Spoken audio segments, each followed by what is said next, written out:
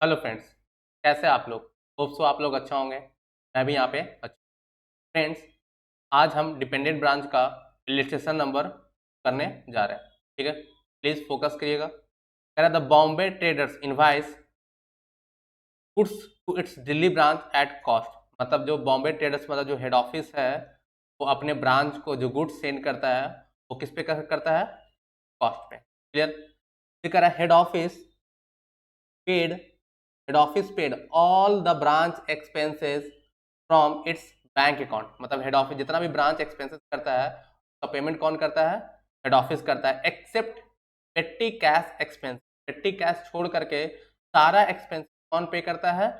Head office पे करता है। ठीक, all the cash collected by the branch was banked on the same day to credit of the head office. मतलब जितना भी कलेक्शंस होता है किसके द्वारा? ब्रांच के द्वारा। सारा पेमेंट करता है किसको? हेड ऑफिस को करता है, सेम डे में उसके अकाउंट में क्रेडिट करता है। Clear? The following is the summary of the transactions inter into at the branch during the year ended 31 दिसंबर 2021। 31 दिसंबर 2021 का ये ब्रांच के द्वारा जो ट्रांजेक्शंस किया है वो सारा ट्रांजेक्शन आपको दे रखा है। Balances as on 31/1/2021। 1/1/2021 का बैलेंस दिया, ओपनिंग स्टॉक, डेटर और पेटी कैश। फिर goods send from head office, मतलब हेड ऑफिस ने ब्रांच को गुड्स भेजा वो दिया हुआ है, और ब्रांच ने जो गुड्स हेड ऑफिस को रिटर्न किया है वो दिया हुआ है। कैशेस दिया हुआ है, ट्रेड सेल दिया हुआ है, एलवेंसेस टू कस्टमर, कस्टमर को जो डिस्काउंट या एलवेंसेस दिया है वो दिया हुआ है ना। डिस्काउंट टू कस्टमर को दिया हुआ है, discount. Bad debts, goods return by the customer, customer के द्वारा गुड्स रिटर्न किया गया। ठीक, salary and wages, rent and debts, sundry expenses, cash receive from the sundry debtor, मतलब कलेक्शन फ्रॉम डेटर से कितना पैसे है? 28,500। और बैलेंसिंग फिगर दिया हुआ है 31/12/2021 का स्टॉक, डेटर और पेटी cash.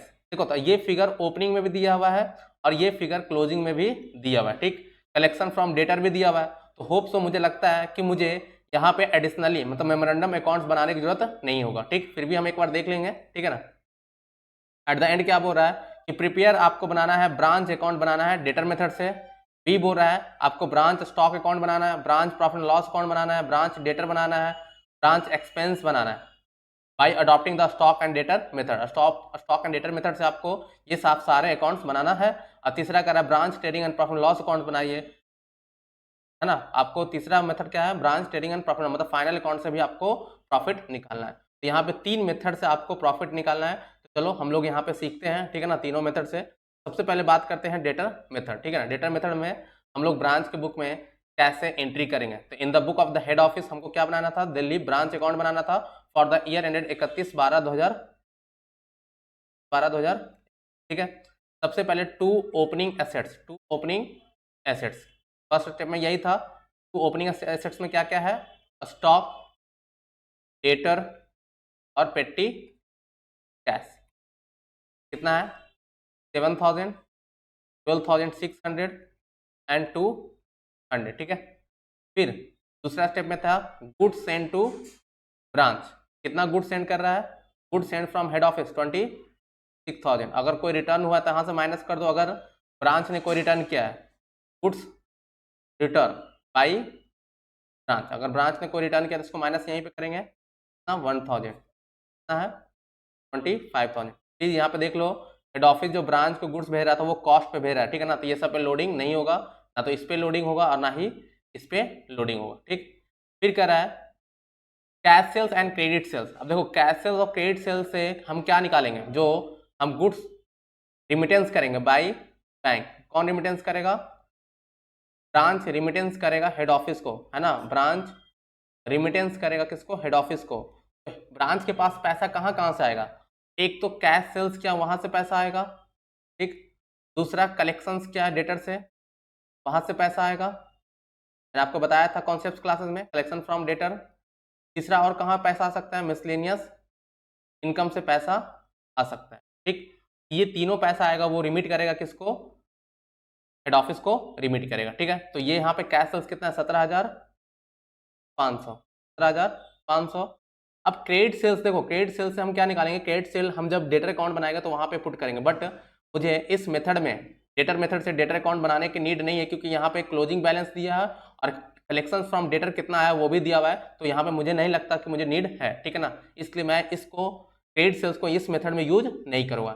एलवेंसेस to customer, एलवेंसेस to customer यहाँ पे इस मेथड में यूज नहीं होगा, क्योंकि यहाँ पे वही एक्सपेंस यूज होगा, है ना, जो एक्सपेंसेस तो किसने किया है, एक्सपेंसेस इनकर्ड किया है ब्रांच ने, बट उसका पेमेंट किसने किया है, हेड ऑफिस ने, तो वो एक्सपेंसेस हम लोग यहाँ पे कंसीडर करेंगे और देखते हैं कि कौन कौन सा एक्सपेंसेस ब्रांच ने किया है जिसका पेमेंट कर रहा है कौन, हेड ऑफिस, ठीक है। ये एलवेंसेस टू कस्टमर, इसने ये एलवेंसेस किसने दिया, ये ब्रांच ने अपने कस्टमर को ये एलवेंसेस दिया। फिर डिस्काउंट टू कस्टमर, ब्रांच ने अपने कस्टमर को क्या दिया है, डिस्काउंट दिया है। डिस्काउंट टू कस्टमर क्या है, ब्रांच अपने कस्टमर को डिस्काउंट दे रहा है, तो हम ब्रांच डिस्काउंट्स बनाने में इसका यूज करेंगे। बैड डेट्स हुआ है, तो बैड डेट्स किसका हुआ है, ब्रांच का बैड डेट्स हुआ है, तो ब्रांच का डेटर जब बनाएंगे तब इसका यूज करेंगे। Goods return by branch customer, branch के कस्टमर गुड्स रिटर्न कर रहा है, जब ब्रांच का स्टॉक अकाउंट बनाएंगे, है ना, या फिर ब्रांच का डेटर अकाउंट बनाएंगे तो उसका यूज करेंगे। Salary and wages, rent and rates and salary expenses, ये तीनों एक्सपेंसेस कौन कर रहा है, ब्रांच कर रहा है, बट ऊपर क्लियरली लिखा हुआ था कि इसका पेमेंट कौन करेगा, इसका पेमेंट हेड ऑफिस करेगा, एक्सेप्ट पेटी एक्सपेंसेस छोड़ करके। यहाँ पे आप लिखेंगे सारा expenses, salary and wages, rent and rates, sundry expenses, ठीक है। ये तीनों एक्सपेंसेस कर कौन रहा है, ब्रांच कर रहा है, बट उसका पेमेंट कौन करेगा, हेड ऑफिस करेगा। क्लियर है, इसका लॉजिक मैं बता चुका हूँ कॉन्सेप्ट क्लासेस में, ठीक है ना। Next, cash receive from सन्डी debtor, सन्डी debtor से पैसा रिसीव हुआ, यहाँ पे कलेक्शन फ्रॉम डेटर कितना आया है, 28,500, क्लियर। एंड बैलेंसिंग फिगर दिया हुआ है बाई क्लोजिंग एसेट्स, क्या क्या दिया हुआ, तीनों दिया हुआ है, स्टॉक, डेटर एंड पेटी कैश। अगर इसमें किसी भी चीज़ का फिगर मिसिंग होता तो आपको कैलकुलेट करना पड़ता, उसके लिए आपको मेमोरेंडम अकाउंट्स बनाना पड़ जाता, बट आपको यहाँ पे बनाने की नीड नहीं है ना, ये सब चीज़ दिया हुआ। अब एक पॉइंट पे डिस्कशन करते हैं कि यहाँ पे लिखा हुआ है पेटी एक्सपेंसेस 200 है, ठीक, और यहाँ पे पेटी एक्सपेंसेस 100 रुपया, इसका मतलब ब्रांच के पास पहले 100 रुपया का पेटी 200 का पेटी कैश था, अब बचा है पेटी कैश कितना, 100, इसका मतलब ब्रांच ने 100 रुपया खर्च किया होगा, ठीक, ब्रांच ने 100 रुपया खर्च किया होगा। क्या यहाँ पे आएगा वो, है ना, ब्रांच जो खर्च किया है, क्या यहाँ पे कंसीडर करेंगे कहीं पे, यहाँ पे कंसीडर नहीं करेंगे, क्योंकि वो ऑटोमेटिक सेटल हो चुका है, क्योंकि 200 का यहाँ पे डेबिट है और 100 का क्रेडिट है, तो वो ऑलरेडी जो एक्सपेंसेज हुआ है वो ऑटोमेटिक सेटल हो चुका है। जैसे एग्जाम्पल लेता हूँ, मान लेते हैं लेट से यहाँ पे फिक्स एसेट्स होता है ना, फिक्स एसेट्स होता ना 10,000 का, और यहाँ पे फिक्स एसेट्स होता लेट से 7,000 का, तो 3,000 का मतलब क्या लग रहा है, 3,000 का डिप्रिसिएशन क्लेम होता है ना, लेट से 3,000 का क्या है, डिप्रिसिएशन। क्या यहाँ पे डिप्रिसिएशन लिखने की जरूरत है, नहीं, यहाँ पे डिप्रिसिएशन लिखने की नीड नहीं है, क्योंकि ऑलरेडी वो सेटल हो चुका है। उसी टाइप से अगर, है ना, अगर ये सेटल नहीं होता तो हम यहाँ से मिसलेनियस एक्सपेंसेस जो कर रहे होते वो हम यहाँ पे क्या करते हैं, माइनस। अब थोड़ा सा मैं यहाँ पे डिस्कशन कर लेता हूँ पेटी कैश से रिलेटेड, ठीक है ना। देखो पेटी कैश 200 रुपया है, और यहाँ पे पेटी कैश जो एंड का है वो कितना है, 100 रुपया, और ऊपर आपको बोला गया था कि हेड ऑफिस ब्रांच के द्वारा जितना भी एक्सपेंसेस किया जा रहा है वो पेमेंट कौन करेगा, हेड ऑफिस पेमेंट करेगा, तो उसका आपने तो यहाँ पे लिख दिया, ठीक है ना, जितना भी एक्सपेंसेस कर रहा है उसका पेमेंट हेड ऑफिस करेगा, एक्सेप्ट, है ना, एक्सेप्ट जो पेटी एक्सपेंसेस है उसको छोड़ करके, ठीक। अब पेटी एक्सपेंसेस का बैलेंस, ओपनिंग बैलेंस 200 है और क्लोजिंग बैलेंस 100 है, इट मीन्स कि ब्रांच ने 100 रुपया का एक्सपेंस किया होगा, है ना, तो क्या वो 100 रुपया का एक्सपेंसेस डेबिट साइड में लिखे हैं, यहाँ पे डेबिट साइड में 100 रुपया का एक्सपेंसेस लिखे हैं या नहीं लिखे हैं, तो आपको यहाँ पे कंसीडर नहीं करना है, क्योंकि मैंने आपको कॉन्सेप्ट बताया था कि यहाँ पे वही एक्सपेंसेस को कंसीडर करना है जो एक्सपेंसेस तो ब्रांच कर रही है बट उसका पेमेंट कौन कर रही है, हेड ऑफिस कर रही है, ठीक है। तो ये चीज आपको याद रखना है, तो इसलिए आपको ये एक्सपेंसेस को लिखने की जरूरत नहीं है। अब बात आता है कि सर ये एक्सपेंसेस कहाँ लिखेंगे, तो यहाँ पे लिखने की जरूरत नहीं है, क्योंकि ये ऑटोमेटिक सेटल हो चुका है कि 200 रुपया का बैलेंस आपके पास डेबिट है और 100 रुपया का बैलेंस आपके पास क्रेडिट है, इसका मतलब ये ऑटोमेटिक एक्सपेंसेस कहीं ना कहीं सेटल हो चुका है। जैसे आपको एग्जाम्पल देता हूँ, मान लेते हैं अगर यहाँ पे फिक्स एसेट्स होता, फिक्स एसेट्स होता 10,000 का, ठीक, और यहाँ पे मान लेते हैं फिक्स एसेट्स क्लोजिंग बैलेंस में होता 7,000 का, तो क्या 3,000 को क्या मानते, क्या 3,000 डिप्रिसिएशन मान लेते हैं, जमसन है कि 3,000 मेरा डिप्रिसिएशन है, तो क्या डिप्रिसिएशन भी तो एक्सपेंस है ना, तो क्या उस एक्सपेंस को भी डेबिट साइड में लिखते हैं, तो ये चीज आपको यहाँ पे लिखने नहीं होता। इसका मतलब क्या हो रहा है कि जो एक्सपेंसेज है ना, जो ऑटोमेटिक एक्सपेंसेस सेटल हो जा रहा है वो उसको लिखने की नीड नहीं होती है। तो होप्स आपको क्लियर हो गया होगा, है ना। आप इसको एडलेस कीजिए, आप देखिए कितना आंसर आ रहा है आपका, और एडलेस करो, ठीक है। 17,500 plus 28,500 plus 6500 plus 9800 plus 100 equal to कितना आ रहा है 62400। माइनस करो डेबिट साइड का, -7,000 -12,600 -200 -25,000 -6200 -1200 -800 इक्वल टू 9,400। आपका जो नेट प्रॉफिट आया ना वो कितना आ रहा है 9,400। होप सो ये आपका कौन सा मेथड था, ये आपका डेटर मेथड है, ठीक है। तो बात करते हैं स्टॉक एंड डेटर मेथड के, ठीक है। तो स्टॉक एंड डेटर मेथड में मैंने आपको कॉन्सेप्ट बताया था, आपको सिंपल लॉजिक लगाना है कि स्टॉक कैसे है, स्टॉक मेरा एक एसेट्स है ना, स्टॉक मेरा क्या एसेट्स है, स्टॉक कैसे कैसे बढ़ेगा और कैसे कैसे घटेगा, इस लॉजिक के अकॉर्डिंग आपको बनाना है। तो स्टॉक अगर बढ़ता है तो उसको डेबिट करेंगे और घटता है तो क्रेडिट करेंगे, ठीक। उसी टाइप से ब्रांच एक्सपेंसेस है ना, एक्सपेंसेस मेरा है तो एक्सपेंसेस जितना भी होगा तो बढ़ेगा तो डेबिट करेंगे, है ना। एक्सपेंसेस जितना भी बढ़ेगा तो क्या करेंगे डेबिट करेंगे। उसी टाइप से प्रॉफिट लॉस अकाउंट बनाएंगे और उसी टाइप से हम branch assets sorry branch debtor account, ये भी मेरा एसेट्स है, एसेट्स बढ़ेगा तो डेबिट करेंगे और घटेगा तो क्रेडिट करेंगे। इसी लॉजिक से मैंने आपको कॉन्सेप्ट बताया था। प्लीज अगर आप कॉन्सेप्ट का क्लास नहीं किए तो पहले आप कॉन्सेप्ट का क्लास जा कीजिए, उसके बाद आप अगर इसको करते हैं तो अच्छी तरीके से आपको समझ में आएगा। चलो हम एक एक डेटा को फिट करते हैं। सबसे पहले दिया हुआ है ब्रांच का स्टॉक, तो टू बैलेंस पीडी, ठीक। अब आपको माइंड में ये रखना है कि मेरा स्टॉक कैसे कैसे बढ़ेगा, ठीक है। तो इसको मैंने लिख दिया, ये मेरा क्या है डेटर, ब्रांच डेटर में लिख देते हैं, अमाउंट है 12,600। तो to balance BD, to balance BD 12,000। Next point petty cash है, तो पेटी कैश कैश अकाउंट तो हम नहीं बना रहे हैं यहाँ पे, तो इसलिए हम उसको लिखने की जरूरत नहीं है। Goods send from head office, अब बताओ goods send from head office, जब हेड ऑफिस ब्रांच को गुड्स भेजेगा तो ब्रांच का स्टॉक क्या होगा बढ़ेगा, लोग यहाँ पे लिखेंगे सर, ठीक है। जब गुड्स रिटर्न करेगा, कौन रिटर्न करेगा ब्रांच रिटर्न करेगा, तो ब्रांच का स्टॉक क्या होगा घटेगा, तो goods send to branch return कर रहा है कौन ब्रांच के द्वारा इसको हेड ऑफिस को, तो इससे क्या होगा स्टॉक घट जाएगा। कैश सेल्स और क्रेडिट सेल्स दोनों से क्या होगा स्टॉक घटेगा, चाहे कैश सेल्स हो है ना चाहे क्रेडिट सेल हो, दोनों से क्या होगा स्टॉक ब्रांच का घटेगा ही। दोनों केस में हम लोग क्या लिखेंगे क्रेडिट साइड में लिखेंगे 17,500 और 28,400, क्लियर है। नेक्स्ट एलवेंसेस टू कस्टमर, कस्टमर को एलवेंसेस दिया गया छूट दिया गया, तो मेरा डेटर क्या होगा घटेगा, तो डेटर घटाएंगे एलवेंसेस टू कस्टमर,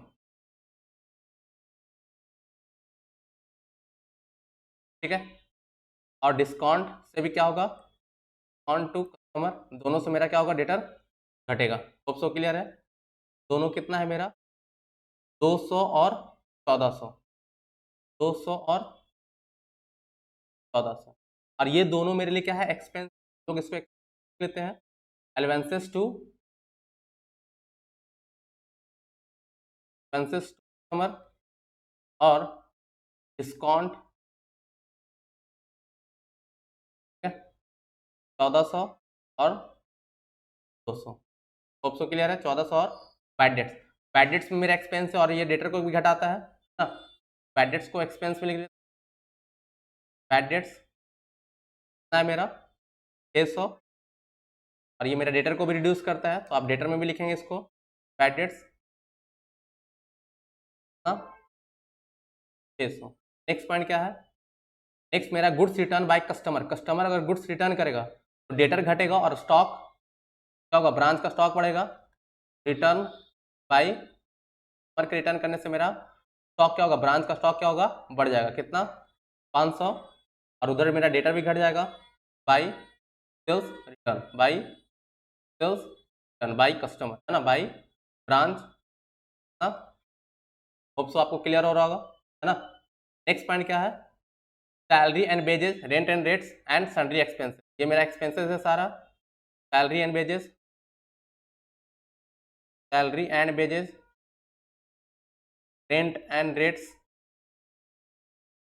ना, अमाउंट है 6200 और 1200, 6200 और 1200 और सन्ड्री